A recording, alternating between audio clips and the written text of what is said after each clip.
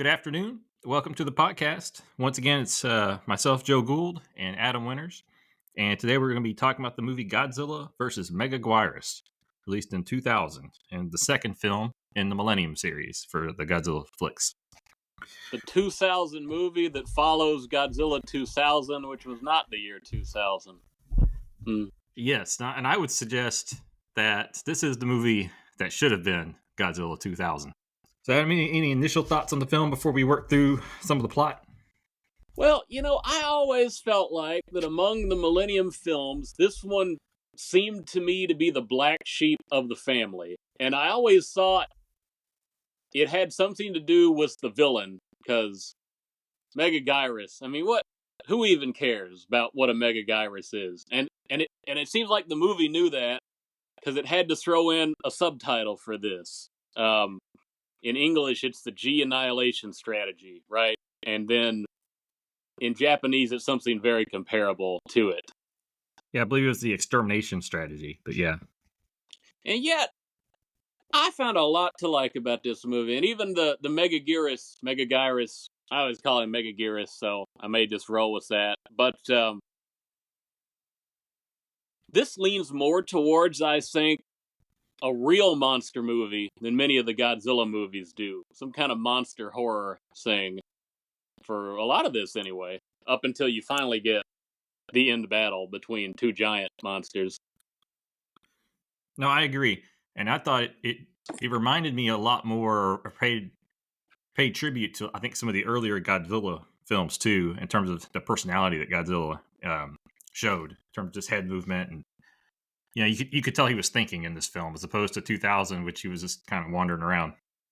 Yeah, I agree with that. Same actor in the suit as last time, but you're right. Godzilla does seem to have a lot more nuance in his movement, and a lot of those head turning. He watches stuff in the sky, especially all the, not Megaguirus, but what's the word I'm going to look for? Not Meganula. Is that what? All yeah, three like of these are officially recognized Toho monsters. Meganula, Megaguirus. Yeah. Anyway, we can talk more about that later. Yeah, so actually, in relation to the suit, so I looked this up, and basically, they took a Batman approach. Instead of designing a new suit, they took the existing suit from Godzilla 2000, and they modified it to make it more mobile for the actor. So that's where they put their money. To turn that neck, unlike Michael Keaton. Never turned that neck. Yeah, so he was able to crouch. He was able to swing his body. He was more expressive, and yeah, I even made the note. Basically, Batman was able to start turning his head around. But the suit maker was Shinichi Wakasa. I'm sure I'm saying that wrong, but that's same one who designed the original suit, then just came back and modified their own design. I believe so. I didn't look that up when we reviewed 2000, but you would imagine that, yeah. Especially since everybody else is, it's still Toho, so. Yeah. And then related to like, that, for some reason, the way the lighting hits the suit, it makes the dorsal fins less colorful to me slightly, the way I look at it. And it seems like in 2000, he's just about always shot at night or against a black backdrop. This one, he's a lot more in the daytime, too. Yeah, it was almost entirely during the day. One other suit effect, before I lose my spot, is the director wanted Megaguirus to come across like a ninja, with Godzilla struggling to make contact with his fire breath. I thought it seemed more like, if I have a fly swatter chasing a fly in the room, I thought it was more of that type of effect. But that's what they were going for with Megaguirus, was a ninja dragonfly. Huh. There were a few shots where Godzilla doesn't see where he goes. He, her, it, whatever. And the way they frame it, like a ninja sneaking up behind somebody, maybe that's part of what they wanted with those kind of shots. Probably. But and then, my last just general, aesthetic thing is, I thought the camera work in this one was really good and significantly better than it was in 2000. I didn't see as many bad green screen effects in this movie, other than maybe stuff involving the jets or anything like that. But even then, I didn't think it looked terrible for this kind of movie. Yeah. I guess I want to point out just ahead of time, Godzilla 2000 is a little bit unique among a lot of Toho Godzilla movies because it's a genuine attempt to frame a sci-fi movie in a contemporary, more or less realistic setting. But this movie goes further into the sci-fi elements. Not totally, you have recognizable cities and all that, but you already have a couple. Well, we have. Let's just introduce it. They have the alternative history they open this movie with. You want to remark on that? Yeah, I thought this was great. If nothing else, this is what the last movie should have done. And obviously, you couldn't do that twice in a row, but it was really cool. They opened up like as if they were in the 1954 movie. They recreated a lot of those shots. Some of those were the shots, is my understanding, and they CGI'd the new Godzilla on top of them. I don't think all of them were, but some of them. Yeah, don't give them too much credit. I said, wow, they really shot for shot a lot of those, but okay, fair enough. Yeah, so you could say they retconned it, or you could say it's an alternate timeline, however you want to put it. But at the end of this sequence, the Oxygen Destroyer is never used. Godzilla does not die; he just goes away, and that's the kind of the big change that sets up this film. So this is the original Godzilla. It's not his offspring or he's pretty old then. A different one. And he shows up 3 times in 30 years up and before this, right? No, yeah, so 3 times in 50 years, something like that. So he was in 54, and then in 1966 he returned as Godzilla was rebuilding, and he attacked the nuclear energy. Then they closed the plants. Yeah. Then they closed the plants. Decided they need green energy. In 96, they announced that they're going to go to plasma powered energy, but that's where the film really starts with Godzilla here seeking the plasma energy.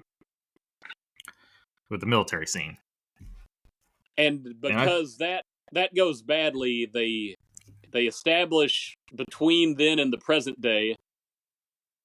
I forget. Yeah, what so after year that scene, they do the title scene, and then you're really in the present day. But the characters, that's what I meant, are introduced in this 1996 scene, where it was a really cool set overall, with what I would say is the exception of that miniature alley they had with the garbage can and the piss poor CGI fire. Well, it's funny. All the rest of it was great. And I will say, go ahead. No, he takes a step and the trash can pops up and falls over. Then you see the CGI flaming car or whatever. And then he takes another step and nothing moves. I just kind of thought it should be consistent at least. Well, I think having it at nighttime was good because I think Godzilla going through the building always looks better at night when you're doing with an $8 million budget. But it's like... What I was thinking of when I watched it was like, okay, we're watching this Godzilla film, and then we got this little short from a Gumby episode, like in the middle. With like this little claymation alley or something. Godzilla versus Gumby. We need that. Yeah. The other thing is interesting. I don't think they actually were bazookas, but I didn't quite understand the army attacking Godzilla on foot with bazookas. That doesn't really... Somebody said aim for his legs to knock him down. Yeah. I've never seen that happen before. I think they could have done something a little bit different with that. But in that scene, you have the major, or to be a major, maybe not yet. But you have the commanding officer, the original one. Yeah, you want to walk us through that real quick? Well, I think the commanding officer is Miyagawa, who... I guess you can remember the name for the rest of the movie because you only see it on the dog tag that is retained by I don't know if I call her the lead of the movie. She's pretty close to it. By Kiriko. I'm not going to pronounce her last name. But she takes over and she becomes the new major of the G Grasper unit. That after she swears vengeance on Godzilla, she's got her own team of specialists now to try and figure out what they're going to do the next time he shows up. Yeah, and there's an irony here in that really she is responsible in a lot of reasons for the reason he died. She's all gung-ho trying to shoot Godzilla with a bazooka. He says, come on. She kind of hesitates, shoots him. Godzilla knocks the building on him. she gets sad, and she's motivated, I guess, for the rest of the film. I'm not gonna blame anybody for somebody else's death if your plan is to shoot Godzilla with bazookas. Well, no, I just meant he recognized that was a bad idea very quickly, and she didn't Oh, seem to catch on. Oh, yeah, right. She kept trying. Which is funny because she seems to swear vengeance against Godzilla when the commander is dead. She takes one more shot before we show the title screen, and you're wondering if that even did anything to Godzilla or if he just kept walking after that. Yeah, they leave that as a mystery. But then we go to the title scene, Godzilla G annihilation strategy. Then it shows up in 2001, and I was kind of confused by the scene. It made more sense in a few minutes, but initially they seemed to be doing something almost looked like a magic dinner show. And I thought the character was a pizza guy, but it ended up being quite the case. Kudo, right? Our teenage lead or young adult, our wonder kid. And we quickly find out that he is actually a self-taught engineer. Some secret police come in, which we find are the G Graspers soon. They come and they're basically looking for recruits. And then they take him back to headquarters. And he builds a lot of microbots, which are kind of fun. And I was really disappointed in the children because when it was a magic trick, they were really impressed. And then when it's revealed Kudo was using microbots, suddenly they have no interest. I'd say, wouldn't the microbots be a lot cooler than cooking rice, making it into curry, and putting it on a spoon? That's my point of view on that. But yeah, and I think scenes like this are really hard for the American audience because you'll never see an American film introduce a character this way. It's just like microbots doing a magic trick. Like we're going to be using microbots to steal something or something like that, rob a bank or something. I guess the microbots are never used again in the movie, but perhaps it's foreshadowing of the nature of the Meganula and how they would. No, I think the next time they show up is in the end scene, actually. But yeah. So they take it back to headquarters, and basically they explain who they are. They're searching, they're studying, they're doing statistics on Godzilla. They introduce all the team members that you will never remember their names again or what they do. I wrote a note. She introduces her team. Japanese names are hard to watch in movies. That was the note. And then they get back that they're developing a mini black hole weapon, which they hope will swallow Godzilla and keep him for eternity. But they got to reduce it to 2 meters, I think. And I guess they're going to recruit an expert on microbot technology to make the black hole smaller. Yeah. And I guess that's why he's there. Okay, then it jumps 3 months later, and we see this kid who seems to be an insect collector. Bug Boy. Oh. Yeah, it took me back to my least favorite Godzilla movie where the kid's just dreaming about That's Godzilla's Revenge, right? That's it? Yeah, I hated that movie. That was something. So when I saw this kid, I'm like, oh no. I think his name is June in this movie, but the late Kuriko has a very interesting relationship back and forth with this kid in several scenes, and she calls him Mr. Insect in the dub I watched. Okay, that is definitely not the dub I watched. Bug Boy. I can confirm that. Yeah. I would have called him Bug Boy. But, so anyways, quickly through this, that kid, then they go to an army test site where they're testing out the black hole weapon. Apparently, the only protection you need to not be sucked to the black hole is to be about 50 feet away and wear sunglasses. For a black hole, yeah, who would have thought? The kid was fine. When he breached their perimeter, he didn't need a thing staring directly into the black hole gun. Well, I think he was probably a good 100 feet away. But okay. So after they do the experiment, they see that they accidentally created a wormhole.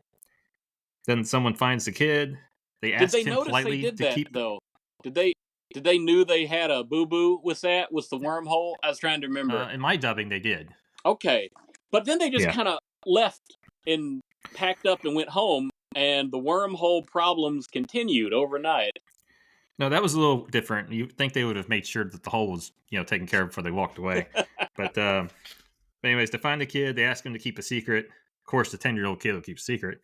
Then at night, He does though. Yeah, he doesn't tell a soul. I know he keeps too good of a secret. So at night, something flies around his window. He goes to follow it, I guess. He finds an egg. It's a little confusing to me. There was a inconsistency in what I was watching. Is that early in the movie they implied that something must have been mutated by the wormhole, and then it's also implied that something came out of the wormhole because it was a prehistoric actual creature in their little world. So not sure which one. I don't know if that's more of a dubbing issue or if in the original Japanese it was inconsistent as well. Yeah, there is a line where some of the scientists or the G-graspers say Mega Nula. No, that's supposed to be extinct, right? Okay. Whatever this thing was, it must have gotten in the way of the beam, which I guess is very much in line with the Fly motion picture. But that sort of thing. I think this happens in the same scene because he tells her what the bug was. It's supposed to be extinct, but he knows what the bugs are. So I don't know. Anyways, he goes... Go ahead. If it's a wormhole, I was thinking, does that mean it came out of a black hole? Or does that mean it traveled through time, or it traveled through space? It was on the other side of the world? Well, it's very convenient that they don't define what a wormhole is. Yeah.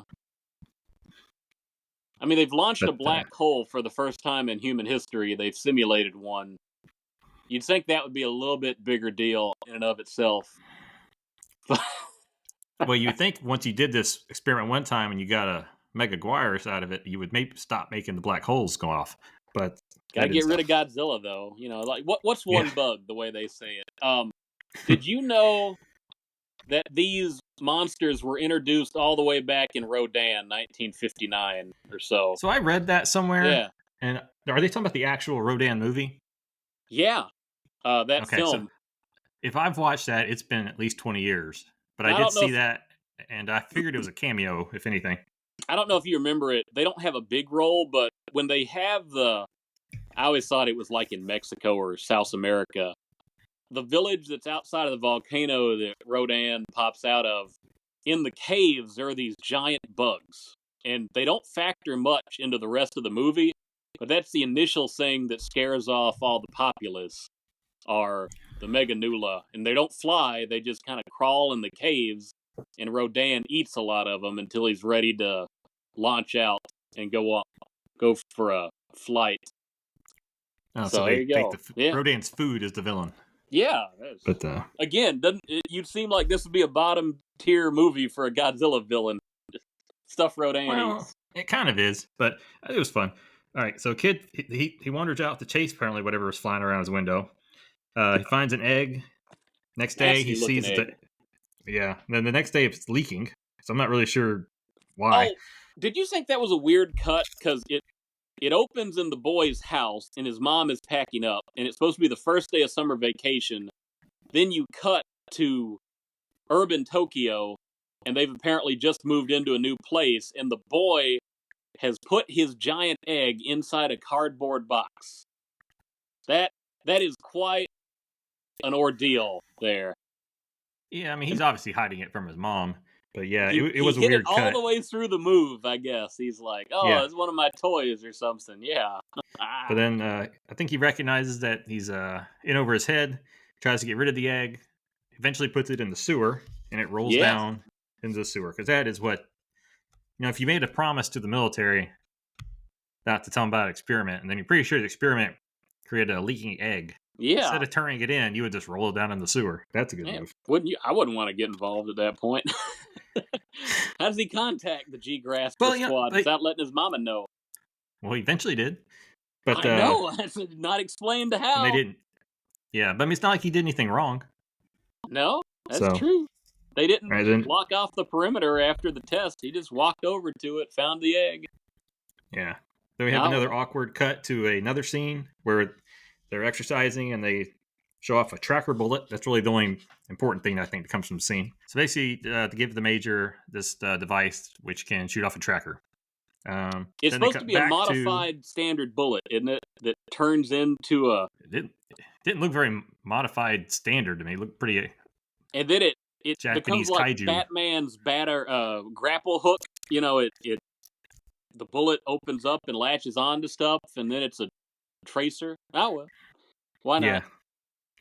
Then Kudo we makes see his that. best attempt to woo Kuriko. He's trying to impress her with his technological prowess. Yeah. And she shoots the gun right at one of the weights. I said, that's risky. You're going to fire a bullet right into a weight there. But, Well, she's a military professional. Why not? So that's what they do. Yeah. So they real quickly they show that the egg grows in the lake, and that it's actually mini eggs, and they're starting to break off. Is that how it worked? It just forms more eggs when it gets wet, kind of like Gremlins. I don't know if it was forming more eggs, but I think it was a lot of eggs put together is what I took it. Oh, okay. I don't know if the leaking had anything to do with it, because he didn't have any eggs dropping off as he was getting rid of it. Yeah, well, that would have cost a little bit more money, and they wanted to invest on that prop, maybe. But yeah. Eventually, the kid sees the sewers overflowing. Around the same time, they're preparing a satellite for the black hole weapon. Yeah, there's a lot of cutting back and forth through scenes here. We see a giant bug on a building wall. Just one. I like the pan shot. How the workers are talking about the leak, and they pan up slowly, and you see the Megaguirus just kind of hanging off the side. A little bit of a, I don't know, American Werewolf in London or something vibe to that reveal. But I'll tell you what, this whole movie gave me a big cicada vibe. That's what it did to me. Yeah, we're supposed to have a big rush of cicadas this year too. Oh yeah, billions, I say. This movie is prophetic and relevant, I suppose. Like, Americans have no real connection to dragonflies. They're not real menacing to us, but because cicadas, what kid has not been tortured by cicadas? Some people use them as a delicacy, though. Very high in protein. Probably dragonflies too. So then we take a brief horror film here, and the bug, I don't know if he eats them or not, but basically makes short work of a street guy and his woman. Oh, he ate that lady who went to get the beer. Well, it's staged very weird, because a couple's walking, the lady offers to buy him a beer, and he sort of walks off in the very weird part of the alley just by himself to listen to music. And you'd think in a lot of movies he'd get mugged or something, but no, it's the giant Megaguirus critter. And then she comes back with, I guess, a Budweiser can and a paper cup, which also looked strange to me. And then it's like you kind of wish she was a villain, because that's the hardest I've ever seen an individual person get killed in a Godzilla movie. Just, they go really hard with that. It's about as gruesome as anything gets in Godzilla, at least up till now. But and I guess after eating, it had what it needed to metamorphosize, and it popped out of its shell and grew wings. Metanula now, yeah, not a Metanulon. Phase 2, we'll call it. Via the tracker, I think they get an image of Godzilla via satellite, and they see him shooting at a bug. I think I'm skipping something, but he shows up on radar as heat signature, because he's near the trench and he's getting close, right? Or is that something else? Well, so I think we skipped it. All right. So actually, I think we skipped the part where the lady talked to the kid again, which we'd already talked about once, but that's where that was thrown in. And then he asked her why she's a woman fighting Godzilla. That's kind of funny, but like, you're an idiot. Oh well. Anyways, they track Godzilla, figure out that he was fighting a bug, which they knew about via the kid conversation. And he ate the bug in the water too. The carcass is just laying there, right? Well, I think he just shot it. Oh, okay. I thought he might have taken a snack like Rodan, but maybe I think it was showing for the beam. I think if he took a snack, it'd been gone. All right. So they go to check on the dead bug via the fighter griffin. I like that plane. Doesn't it remind you of an R-Wing Star Fox or something like that? I wrote down that it looked like a prop from Robot Chicken. Well, I won't argue. It's got a blocky look, which reminds me of those early mid-90s polygons. Anytime they do a space fighter. Well, yeah, I mean, it looked like a Genesis game. Was it We'll that? we'll What was say the name of Super FX at least. Super it? What FX. was that Genesis game with the 3D racing? That was the SVP chip for Virtua Racing. They use that Yeah, SVP chip. yeah. So they fly over to it, go down, take a raft to the dead bug, take some samples very quickly. Godzilla had apparently not been very far away. He's back very quickly. And Major sends her helper up back into the plane. She stays down and hitches a ride, or not hitches a ride. Well, she does, but Well, she goes yeah. down there. I'm not sure what her plan was, but eventually he comes up in the water, kind of knocks her off her raft. She uses the tracker gun. Was that not the plan, though? I don't know. I'm not sure what she intended to do. I assume so, but it wasn't real clear. I didn't think. Because once she attaches the tracer to him, they're able to use the miniature. I should say miniature sub. There's a miniature sub. So this is the first little unmanned submarine that comes down and Yeah. Well, and I should Godzilla. say, I mean, if she made this plane, it had to be spontaneous because they couldn't have known that Godzilla was going to come. That's really all I meant. Yeah, okay. So this year they took a sample. They did take a sample of the Megaguirus carcass. They did, yeah. Yeah. Were you aware that this was they use a robotic Godzilla in the water scenes? Really? They did. I thought it looked good. It's because his mouth wasn't moving for a reason. So I'm sure he was just a big float. But how much of the Godzilla was the robot? Was it just the back fin or piece of the head? Unclear. But I think in this scene, most of it was robotic Godzilla. And there's a few spots where you kind of see her that they CGI'd her onto it, actually, I think. This is the first movie I can remember a human trying to ride Godzilla on the back of his fins. Yeah. Well, and if I had to guess, I think when she was actually, when it was up close and she was handling it, like touching it with her hands and stuff, I think that was more of a prop. But I think they had a robot Godzilla that they CGI'd her onto for the farther away shots. Okay. Yeah, it makes sense. Yeah. Green screen or something. Yeah. Which is probably why the scene didn't look horrible. Now, it looks terrible. Because if this had been CGI... When they do the full Godzilla underwater shots and they shoot him with torpedoes, I thought the worst scene in the movie. But yeah, well, he doesn't look that. They make him look better by making the torpedoes explode so horribly. They do, I guess. Yeah, that's pretty bad. It's like if you took a picture of Godzilla underwater and you used Microsoft Paint to use the explosion. But... No, but yeah, the Kuriko in the water with Zilla was a pretty good scene. I like that. Yeah, I agree. Now, we forgot now that while all this is happening, Tokyo is largely underwater. And it's a very weird cut back and forth at this point. Yes. Just you would think that'd be a... Now, to be fair, the G-Grasper squad only deals with Godzilla. It's not their concern, necessarily, if there's a natural disaster somewhere else in Japan. And I guess they send a military crew in a little bitty boat with some rifles because they've discovered an outbreak of Megaguirus swarming on the side of a building in the midst of their flood. Yeah, and I don't know. I wasn't real sure whether or not they knew they were there until they got there. Like, you know, did they just randomly come across these or what? But yeah, and we also find out around the same time that this dragonfly is 350 million years old, had large swarms, and very, very aggressive. And they see all the eggs underwater, but then they see all the eggs, and then they show the wall where they're all there. And they shoot a few, but don't do much. So then, see here. So why do the Megaguirus?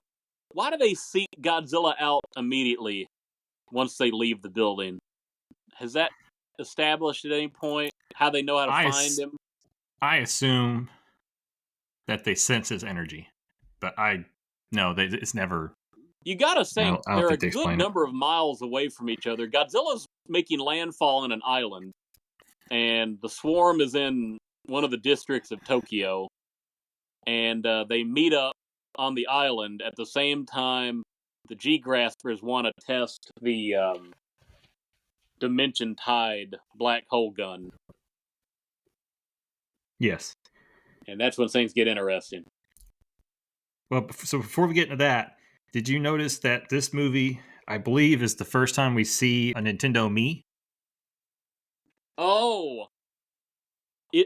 I hadn't thought about that as being an early predecessor of that, but okay. So, Cubby, as in Kudo here, he says he's invented a program in his own spare time that will be able to check files in an operating system way faster than anything else. When he loads the computer up, it looks like he's invented his own operating system. There's like a Kudo Tech OS logo that comes up. And then you get his own little fantasy Mii, who I guess looks a whole lot like Kuriko, Major Kiriko there. And she's dressed like a nurse. Because, yeah, why not? And I'm not sure exactly what that program does, even though he says it's supposed to be checking operating system files. Well, they just need to plant something for later in the story. Okay, because then they that's really all it goes cut. right there. They immediately cut to the Defense Bureau in Osaka, which is supposed to be the current. In this movie, that's the capital of Japan. They moved it out of Tokyo, and Kiriko and her boss, who's sort of a power-hungry ladder climber, vain fella, they're convincing the Defense Bureau they gotta launch the machine on Godzilla, and they're skeptical, but they guilt him into okaying it, and then they come right back to the G-Grasper headquarters, and Cubby and his 4th grade teacher, who's the head scientist lady there, say, "What are you doing? We haven't tested this thing yet." They're like, "It'll work. We got faith in you." They're like, "I hope you haven't misplaced that face." Kind of foreshadowing, I guess. Anyway. Man. So then we have those bad CGI missiles that we were talking about. Those are luring Godzilla on the land. Mm-hmm. And then we had some fights with jets, which remind me of Star Fox 64. Yeah, man. Possibly even the one from the Super Nintendo. Now, Godzilla blows up 2 of the jets, and 1 gets away, I think. Something like that. Yeah. And I'm thinking to myself, you know, they have these thousands and thousands of flying bugs that are eating people. Wouldn't it make sense for them to use Godzilla before they kill him? Yeah, but again, there are 2 different teams working on this, right? That's the other thing. No communication. No communication. No. So they start to get the weapon ready to launch. It's going to be 300 seconds to the launch. Seems like what that's an a long interesting time. Number they chose for that. 300 seconds. Well, and we'll see later on. It's not the best choice. No. I'll explain why later. It's not. I mean, just purely from like a story perspective, it really creates like an awkward scene. But anyways, 300 seconds to launch. But then the bugs fly in, they attack Godzilla, and therefore they can't lock on to Godzilla and fire their weapon. You want to? How would you describe this Godzilla scene with these thousands of dragonflies? Well, even though it's been established already that this Godzilla suit has been modified to give our actor a lot more movement, you can tell he's really struggling not to be able to scratch his own back. The poor guy, you know.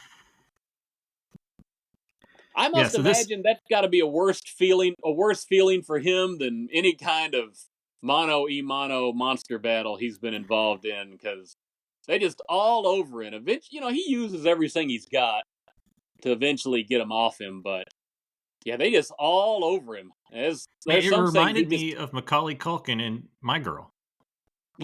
Oh, with the leeches? No, the bees. Okay. What I'm movie you're talking about? Stand By Me. Sorry. Yeah, the leeches and Stand By Me. Yeah, so he uses his tail for a lot of the work. Fries some of them with his atomic breath. Does he do that pulse like he did in 2000? Does he do an interview? I don't think pulse? So. Okay. I don't think he had a pulse in his face. I think what they showed is when he does charge up, his spine basically gets hot. Oh yeah, that was different than what he did to Orga. Yeah. Okay. Yeah. Eventually, he takes out most of them, and they're able to lock on and fire the weapon. which completely missed. Well, it looks like it worked. It took out a good chunk of that island, but it didn't. Godzilla went underground somehow. I think a mountain fell on him. Oh, I think that works. Kind of happened. Yeah. Yeah. But then they say, do it again. They say, it takes an hour to cool down. Yeah. So the skeeters fly away. Godzilla growls at the camera and then walks off. And the Meganula, they all go back to Tokyo, and they go underwater, and they transfer all the energy they siphoned out of Godzilla into one big cocoon. And I'm not sure how that cocoon came to exist. See, when I watched the movie the first time, I thought that was the main egg. And everything else maybe was, that egg spawned the Meganulon, but the big egg ended up being the cocoon for the Megaguirus. But I'm not saying you're wrong. I think you're probably right. They established it's the queen bee, basically.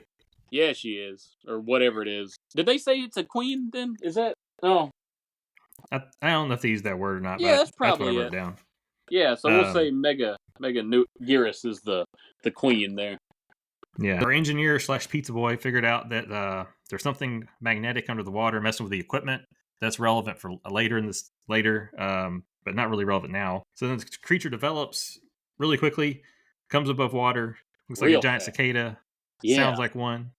And what does it do? Like every Millennium villain, it lands on a building. Yeah, and it shakes the wings really fast and makes the windows shatter. Yeah, and I thought the poorest CGI or visual effects in general in this movie was them trying to display his wings going really fast. It was kind of a piss poor effect, in my opinion. They have trouble with that. They got to resort to very cheap early CGI to do that. Yeah, and almost like a stop motion effect. Yeah, it probably would have been better as a stop motion. Could have at least looked real. Yeah. So Godzilla destruction marks its territory, so to speak. Then Godzilla's coming. Injury. Yeah, you're right. Then Godzilla surfaces in Tokyo Bay, and why? I wrote down, and then I wrote down energy source ? I'm like, why is he here? Is it the bug or is it something else? Megaguirus appears. They have a little face off, and after another weird camera effect, go ahead. She sticks her stinger in him, in a very uncomfortable looking place. Yes, I jumped ahead a little bit, but yeah, she knocks him over. He preps his weapon, and then she hits him below the belt with a stinger. Like getting a prostate exam or something. Godzilla ain't been hit like that by many things. That's something right there.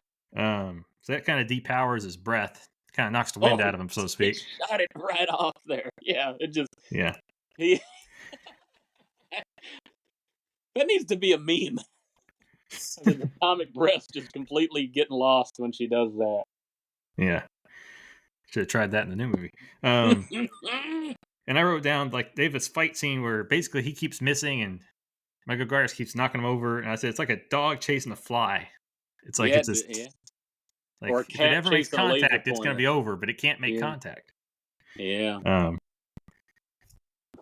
And then Megaguirus kind of knocks this building that looks like it's made of Legos on him. Godzilla gets pissed off. He runs and he does run. That's right. He does run. It's like a light jog, but it's definitely more than what you normally see. And he angles a dorsal fin to take off the one of the claws on Megaguirus. Oh yeah. The Megaguirus made a rush at him, and he ducked, and his dorsal fins went up, and that was enough to slice that appendage right off. I think her left hand claw. Yeah, and stinger. I thought that was a nice move, reminding me of the Showa films, where you have like a thinking Godzilla in a battle, basically, as opposed to just this wandering, Frankenstein's monster type, walking around. And then eventually, we have the final part of the battle. The camera work was great here. So Megaguirus is charging at Godzilla with a stinger out front, and it's going to try to stab Godzilla in the head. Mm-hmm. And you have this image from behind, and you hear the contact makes, and they're just silenced. Yeah. And everybody's thinking, that wasn't part of the film. Like he just stuck his stinger all the way through Godzilla's head. And then they rotate the camera around. He's actually biting. He caught it in his mouth. Whether it got lodged in his mouth or he bit it, it's a little unclear. And then they show him bite down and just basically just bite the stinger off. That's a little bit of a ninja samurai trope. You have the two warriors charge at each other with the blades, and you're not sure who did what until one of them falls over. Yeah, I can see that.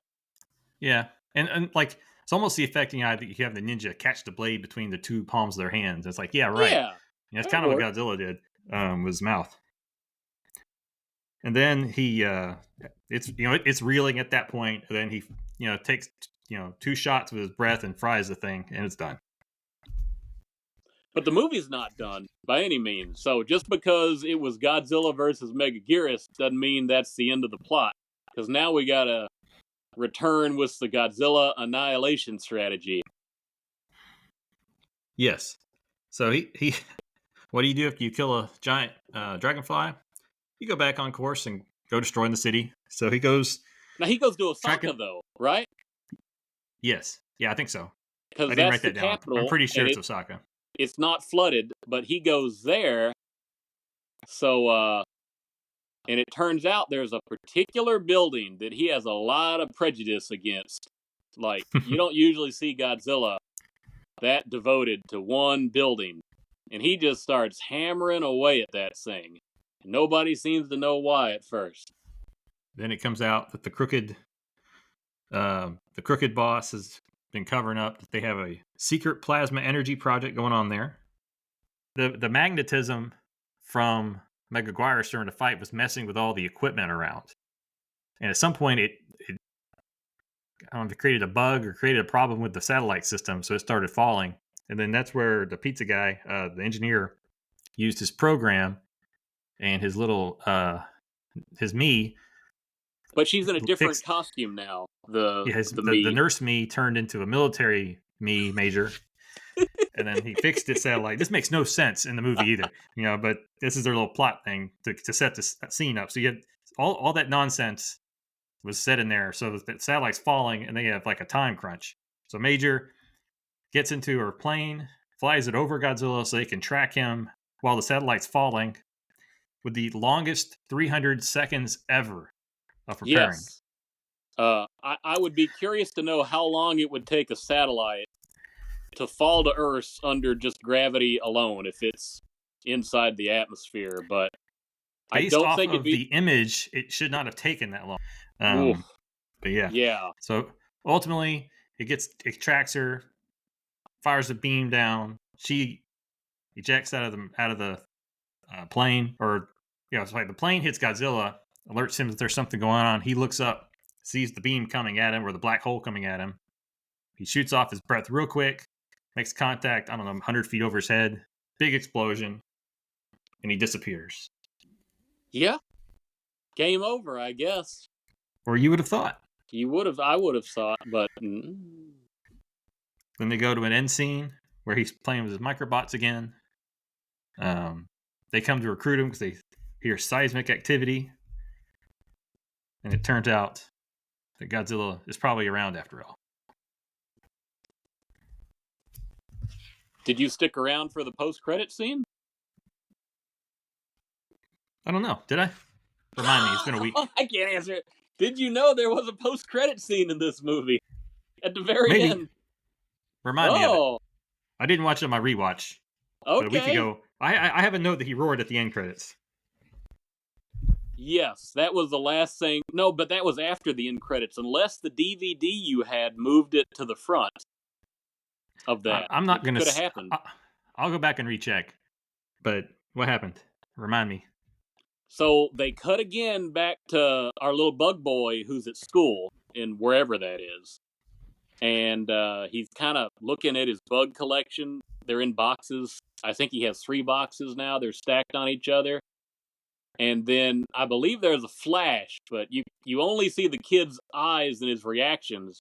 So he's very surprised. And then you hear Godzilla's roar, as if to confirm somehow he made it out of the Phantom Zone. And he's back. Okay. So I must have watched it because I had a note about the roar. I just didn't write anything down about the scene and just kind of left my memory. But Yeah, yeah, I have no idea what they envision with a black hole, because it feels more like it's not so much a giant gravitational force that will crush anything down. It's like the Phantom Zone in Superman. It's a interdimensional prison where stuff goes into and can't get out. But well, and Godzilla apparently it found a takes way you to out. be about 350 million years in the past. But Maybe that's it too. It's a that's the only time thing that would travel. make sense as to why you had the bug come out in the first place. So maybe we don't even know if it's this Godzilla. It could have been a different Godzilla that came out of a wormhole or something like that. That's Could have possible. been. But they never made a direct sequel to this movie. So we don't know.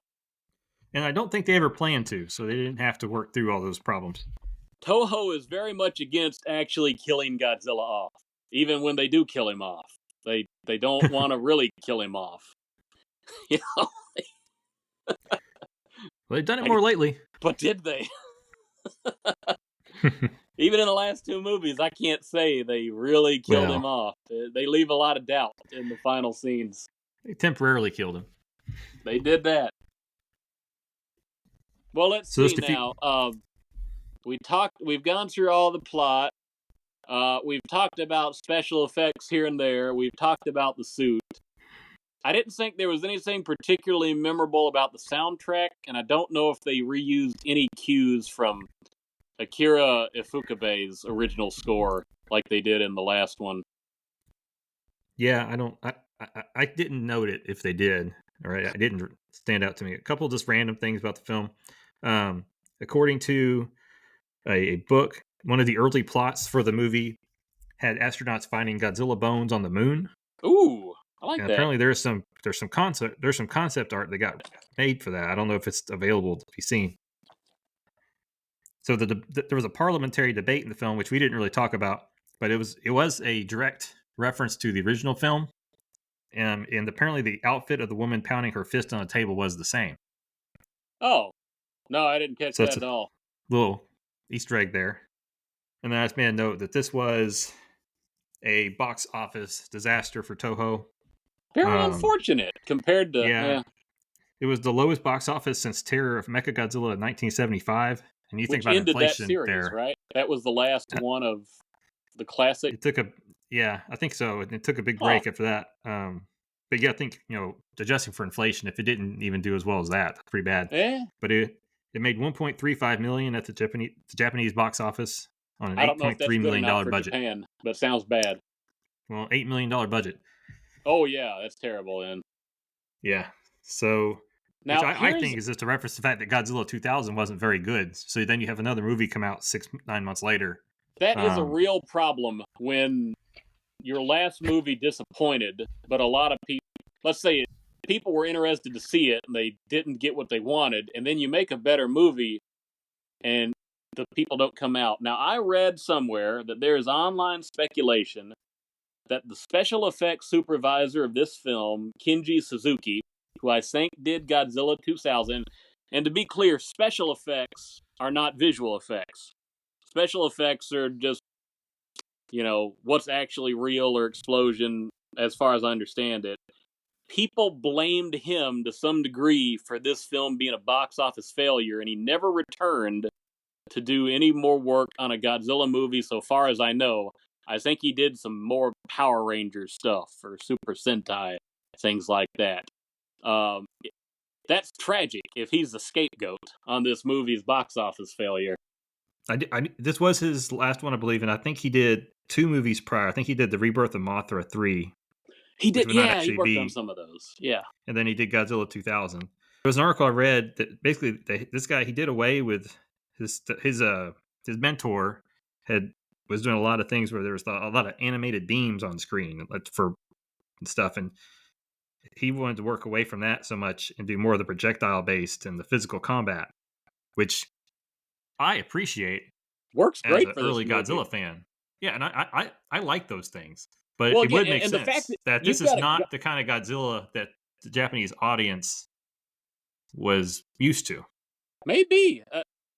It's one of the rare movies where, number one, Godzilla fights a creature that is flying for most of the movie. And yet, which is in a lot never a good thing in my mind. But in past movies, they relied a lot on the beams because you had flying creatures shooting. Even Mothra had some weird beam thing she did. But yeah, you're right. They actually they grapple at various points in this movie. You don't see that when Godzilla fights a flying creature in a lot of cases. Yeah. But Ghidorah, I will say, Ghidorah would shoot a lot of beams when he would fly around. Yeah. But I don't think that had anything to do with the movie failing, because I don't think enough people saw it to even say, don't go see this movie, it's stupid. Like, yeah, with only 1 million, I mean, people did not want to see this movie. I think it was because Godzilla 2000 just wasn't very good. Though, ironically, this movie has worse reviews than Godzilla 2000. So maybe... Are these American reviews then? You got anything pulled up? These would be more American reviews, yeah. Okay. Wait, what do those knuckleheads say? Well, believe it or not, most Japanese reviews are in Japanese. Yeah. But I think it was like a 60% on Rotten Tomatoes and had like 6 reviews. Most movies, I mean, there's not you're not going to find tons of real reviews by actual We don't have critics. Leonard Maltin reviewing this one like he did for Godzilla 2000. So I looked at something, and it showed how many reviews based in the Rotten Tomatoes score. And like 2000 had like 60 reviews, and which is crazy high for a Godzilla movie. Yep. And most of them had like 6 or 7. So, with the exception of like the last 2, Shin Godzilla and -1, those they have a ton, but for different obvious reasons. Yeah. Well, I mean, anything released in the theaters is going to have a ton more reviews. It's directed Blu-ray 10 years later. I mean, yeah. Because I don't even think the DVD came out 2004. So many reviews would have been based off the television broadcast. Yeah. And then you got to have the really niche reviews who do the sci-fi movie of the week. Yeah, those are just a bunch of marks. I mean, those are guys like, you almost want to say, whatever they say, I'm going to think the opposite. So anyways, I think this movie, had it been in the Godzilla 2000 spot, I think it would have done a lot better. And I think if they just switched the 2 movies even, I think Godzilla 2000 would have done better than the 1 million that this one did. But I like the start of this film. I like the personality that Godzilla had. The characters were a little bit better than the ones in the last movie. Yeah, that's right. I'm not going to say they're more or less entertaining, but they were a little better developed. It was not a high bar by any means, but no. But for the most part, I like the effects. Like I said, the main effects was, that alley scene was pretty bad. Projectiles in general were pretty bad, but I should say the Godzilla effects were really good. I thought everything else was but Yeah, he even grabbed Megaguirus with his tail at one point and slammed her to the ground. That was kind of fun to watch. Yeah. Well, do you have any other thoughts on the movie? Well, I like the whole G. Grasper concept. I think it's kind of a fun idea to see a somewhat sci-fi team of specialists trying to think up very unusual ways to defeat Godzilla. And I think we'll see a little bit more of that, even though it's a different continuity, when we get into the Mechagodzilla revival pair of movies. Okay. I think there's a lot of similarities between that and what they're trying to do here on just the basic setup. Yeah, I look forward to those. Yeah, I think I've shared most of my thoughts. Like I said, I enjoyed the movie a lot more than Godzilla 2000, but I wouldn't say it's one of the stronger Godzilla flicks either. So it surprised me. It has a lot more going on than I remembered or gave it credit for. So there you go. Yeah. Well, thanks everybody for joining us on this episode, and we look forward to having y'all listen to future ones. Bye-bye.